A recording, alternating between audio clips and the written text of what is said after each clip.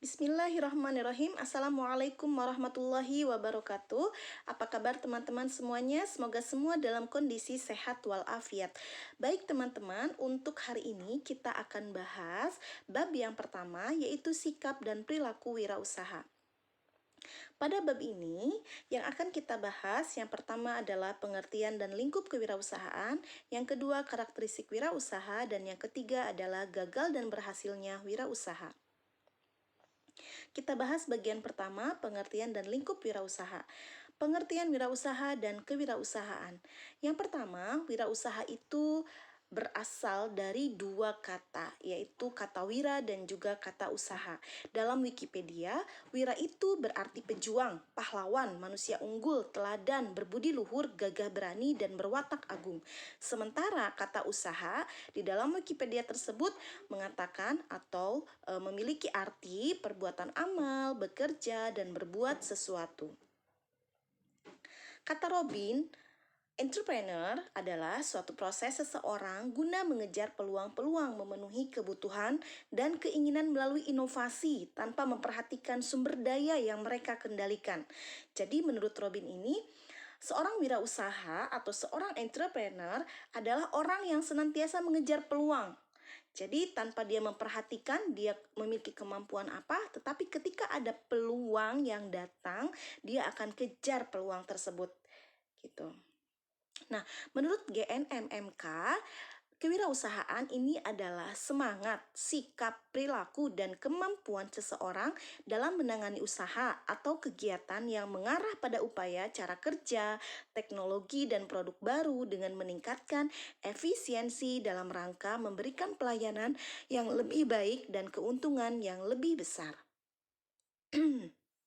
Nah, sekarang wirausaha atau pengertian wirausaha dalam beberapa sudut pandang. Yang pertama, wirausaha atau entrepreneur adalah seorang yang selalu mengejar kesempatan dalam masalah atau ancaman. Jadi, kalau kamu seorang pejuang, kalau kamu adalah orang yang senang sekali ketika ada sebuah tantangan, ketika ada sebuah permasalahan, karena itu adalah tantangan buat kamu, maka cocok sekali nih menjadi seorang wirausaha karena dia, seorang wirausaha adalah orang yang selalu mengejar kesempatan dalam masalah ataupun ancaman. Menurut businessman, artinya berarti menurut pengusaha ya, entrepreneur atau wirausaha adalah ancaman pesaing baru atau bisa juga partner, bisa juga sebagai pemasok, bisa juga dia sebagai konsumen atau seseorang yang bisa diajak kerjasama. Jadi kata businessman ini, ketika misalkan kita datang muncul sebagai seorang pengusaha baru, sebagai seorang entrepreneur baru, maka bagi seorang pengusaha itu, oh bener nih datang seorang ancaman. Karena apa? Datang pesaing baru.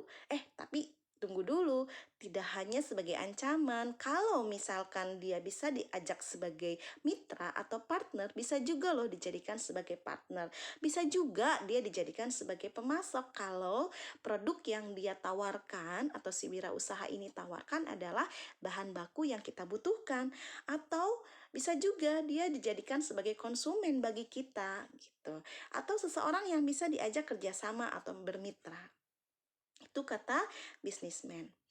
Bagaimana kata pemodal? Pemodal ini berarti seorang investor ya, yang memiliki modal atau kecukupan dalam bentuk materi. Nah, entrepreneur adalah seseorang yang menciptakan kesejahteraan buat orang lain, yang menemukan cara-cara baru untuk menggunakan resources, mengurangi pemborosan, dan membuka lapangan kerja yang disenangi oleh masyarakat. Wah, makanya luar biasa. Jadi entrepreneur ini teman-teman, ini adalah orang yang bisa menciptakan kesejahteraan. Bagaimana bisa menciptakan kesejahteraan?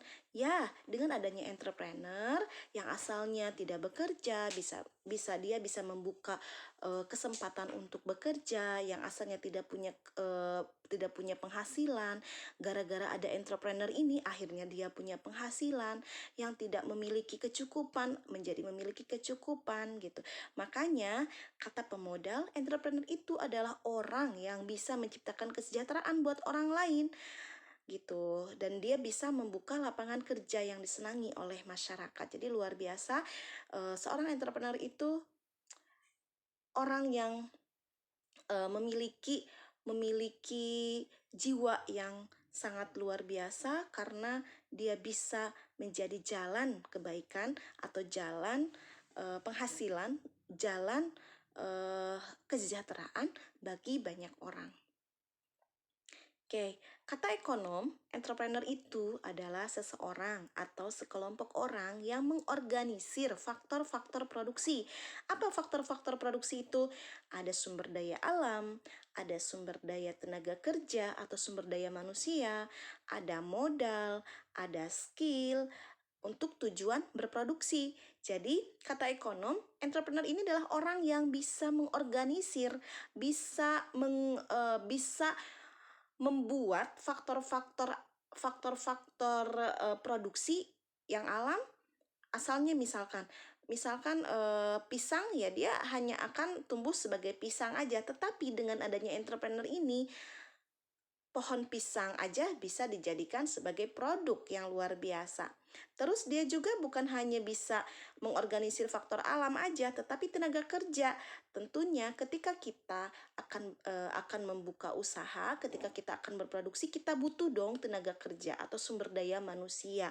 Untuk apa ya? Untuk melakukan banyak hal di dalam usaha kita gitu. Oke.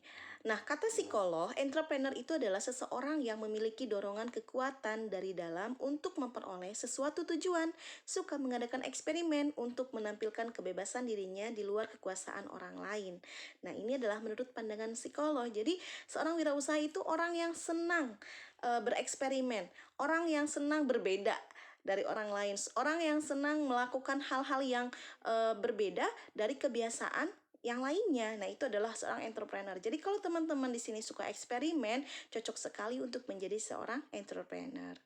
Bahkan bisa jadi teman-teman sudah dikatakan sebagai entrepreneur. Oke. Nah, apa sih tujuan berwirausaha?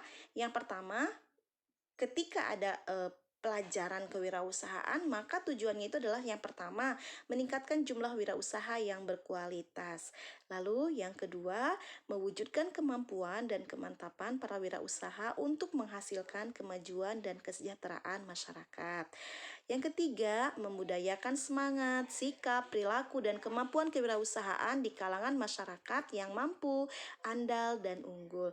Lalu yang keempat, tujuannya itu adalah menumbuh kembangkan kesadaran dan orientasi kewirausahaan yang tangguh dan kuat terhadap masyarakat. Oke, selanjutnya adalah lingkup kewirausahaan. Yang pertama, lingkup kewirausahaan yang pertama adalah di bidang agraris, perikanan, dan peternakan.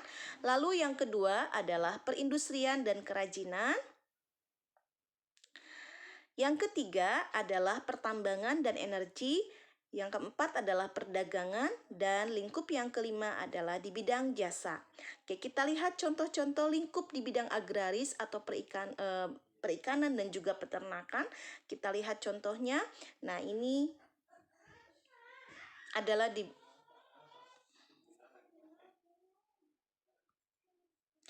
ini adalah contoh lingkup di bidang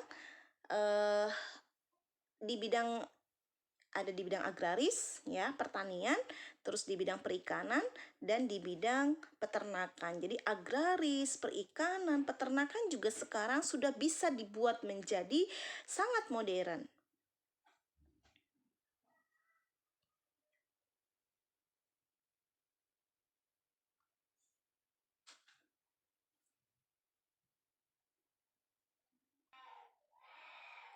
Nah, berikutnya adalah di bidang perindustrian dan kerajinan. Kita lihat, nah ini adalah contoh-contoh perusahaan, usaha yang bergerak di bidang industri. Ini industri makanan, terus juga kerajinan. Wah, luar biasa ya. Jadi, kerajinan ini tidak bisa tergantikan dengan mesin gitu. Karena memang ada banyak hal yang detil-detilnya itu tidak bisa diganti dengan mesin gitu. Berikutnya kita lihat di bidang pertambangan dan energi. Nah, ini pertambangan, terus juga ini adalah energi. Sekarang sedang marak ya panel surya. Jadi energi dengan memanfaatkan kekuatan matahari ya untuk dijadikan sebagai sumber energi listrik. Berikutnya kita lihat di bidang perdagangan. Nah, ini di bidang perdagangan ini ada retail ya, retail atau ada juga mall ya. Itu masuk ke dalam retail. Terus juga ini ada kafe, ini juga sama, ini perdagangan. Terus ada juga apotik. Nah, ini juga masuk ke dalam bidang perdagangan. Jadi kalau teman-teman farmasi mau membuka bisnis di bidang perdagangan, membuka apotik, nah ini juga bisa dilakukan. Berikutnya adalah di bidang jasa. Nah, ini di bidang jasa. Nih, teman-teman analis yang mau membuka laboratorium, nanti kalau misalkan ketika kalian sudah lulus, sudah punya cukup modal mau membuka laboratorium, ya ini bisa juga dilakukan ya. Di laboratorium itu bukan hanya dimiliki oleh pemerintahan saja, tetapi swasta pun bisa gitu. Kita pun bisa memiliki.